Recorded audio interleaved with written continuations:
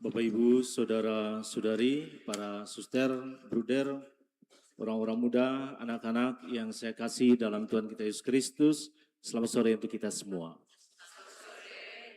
Dalam renungan kali ini saya coba membaginya dalam dua bentuk. Pertama katekese singkat, dan yang kedua kita masuk dan diajak untuk masuk dalam renungan.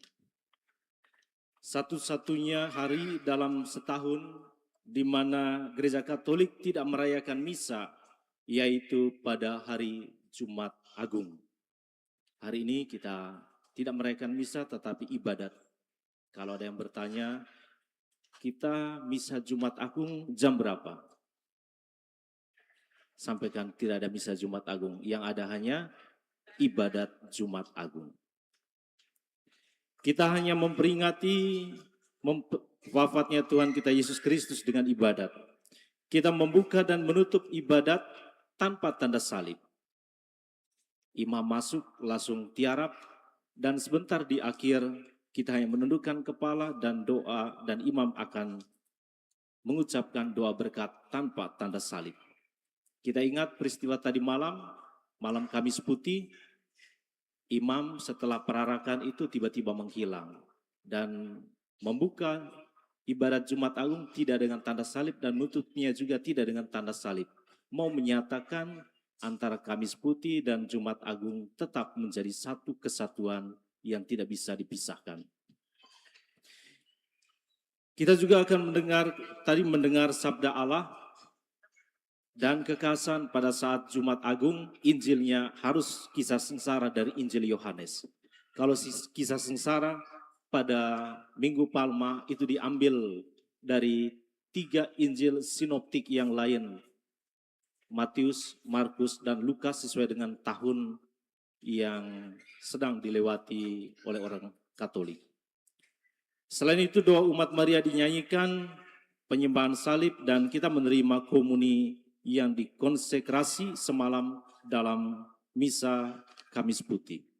Hari ini gereja hanya mengizinkan menerima 2 sakramen, yakni sakramen tobat dan sakramen perminyakan orang sakit. Jadi tidak boleh mengusulkan kami nanti nikaromo pada saat Jumat Agung, tidak akan dilayani. Hanya 2 sakramen yang diberikan pada hari ini. Sakramen tobat, kalau ada yang mau menerima sakramen tobat, dan kalau ada yang sakit mau menerima sakramen perminyakan orang sakit akan diberikan. Sakramen yang lain tidak. Dan kita juga pada hari ini berpuasa dan berpantang. 2 hari dalam setahun di mana gereja berpuasa dan berpantang, yakni Rabu Abu dan Jumat Agung.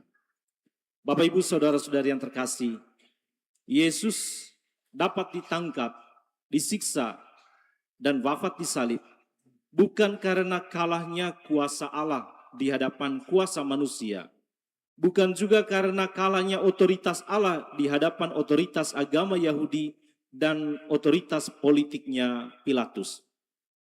Dalam kisah sengsara tadi kita mendengar Pilatus berkata kepada Yesus begini, "Tidakkah engkau tahu bahwa aku berkuasa untuk membebaskan engkau dan berkuasa untuk menyalibkan engkau?"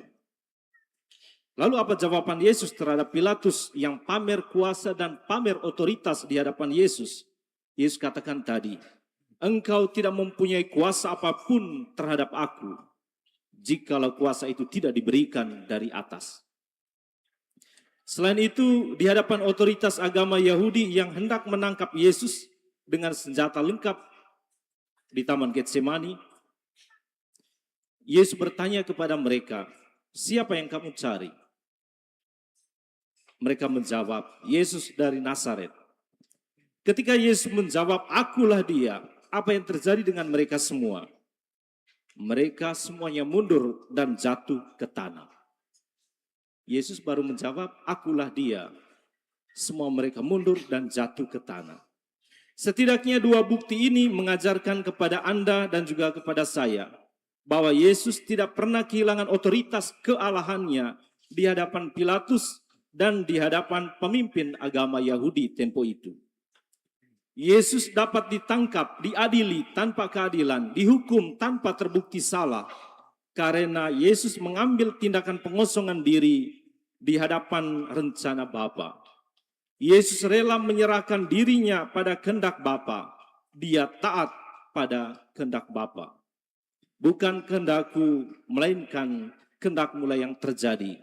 Itulah isi doa Yesus di Taman Getsemani. Apapun resikonya, kebenaran mesti diwartakan, baik dengan perbuatan maupun dengan kata-kata. Bahwa Yesus adalah Putra Allah yang datang memanggil setiap orang berdosa, memanggil Anda dan juga memanggil saya pada pertobatan. Apa pesannya bagi kita? Beriman berarti taat kepada kehendak Allah. Beriman berarti siap melakukan pengosongan diri, agar hati kita hanya diisi oleh hati Allah. Hati Allah yang penuh belas kasih kepada yang lapar dan yang haus. Hati Allah yang penuh belas kasih kepada yang diabaikan, yang menderita, dan yang berduka. Bahkan Yesus menunjukkan kasih-Nya dari atas kayu salib bagi setiap orang yang menyalibkannya, baik mereka yang hidup pada zaman Yesus maupun kita yang hidup di zaman ini. Saat kita lebih mencintai dosa daripada kebaikan, pada saat itulah Yesus tersalib juga di zaman kita. Kita lebih mencintai kebohongan daripada kebenaran, lebih akrab dengan iri hati daripada menerima kekurangan, lebih suka mengeksploitasi alam daripada merawatnya. Salib Yesus membuktikan bahwa kasih sejati selalu memberi yang terbaik bagi yang dikasihi, entah itu kepada Bapa maupun kepada manusia. Kalau ada orang yang mengungkapkan kasihnya kepada Anda, perhatikan apa yang diberikan oleh orang itu kepada kita. Kalau ada seorang laki-laki mengungkapkan cintanya kepada seorang perempuan, perhatikanlah apa yang dia berikan kepada kita. Kalau dia hanya memberi uang, berarti dia hanya memperlakukan Anda sebagai pribadi bernilai, bukan sebagai pribadi yang bermartabat. Kalau dia hanya memberi makanan, dia hanya melihat Anda sebagai makhluk hidup yang hanya bisa bertahan hidup kalau tidak lapar. Kalau dia suka memberi harapan palsu, dia memperlakukan Anda sebagai mainannya. Yesus mengasihi Anda dan saya. Dia tidak hanya memberikan makanan, dia juga tidak hanya memberikan kesehatan, tetapi dia memberi segala-galanya untuk Anda, agar dalam dia kita memiliki hidup kekal. Dalam diri Yesus yang memberi segala-galanya, Yesus yang adalah mempelai laki-laki, dan kita yang adalah gerejanya, mempelai perempuan, bukan lagi dua melainkan satu. Segala milik Allah menjadi milik kita, dan semua milik kita adalah milik Allah juga. Sekali lagi, kalau ada orang yang mengungkapkan kasihnya kepada Anda, perhatikanlah apa yang diberikannya kepadamu. Salib Yesus sekali lagi membuktikan bahwa kasih sejati selalu memberi yang terbaik bagi yang dikasihi. Saudara-saudari yang terkasih, kata-kata Yesus sudah selesai di atas kayu salib, mengungkapkan segala-galanya telah diberikan. Dia katakan tadi sudah selesai, atau selesailah sudah. Artinya segala-galanya telah diberikan, tidak ada lagi yang tersisa dari cintanya kepada Bapa dan juga kepada manusia. Dalam diri Yesus yang adalah Allah, Allah telah memberikan segala-galanya untuk Anda dan juga untuk saya. Dalam diri Yesus yang juga manusia, kita memiliki teladan bagaimana menjadi manusia beriman yang memberi segala-galanya untuk Allah. Perkataan sudah selesai merupakan tanda keagungan di hari Jumat Agung ini. Keagungan kasih yang rela mengosongkan diri, keagungan kasih yang rela menyerahkan diri, keagungan kasih yang rela memberi yang terbaik. Tuhan memberkati kita semua.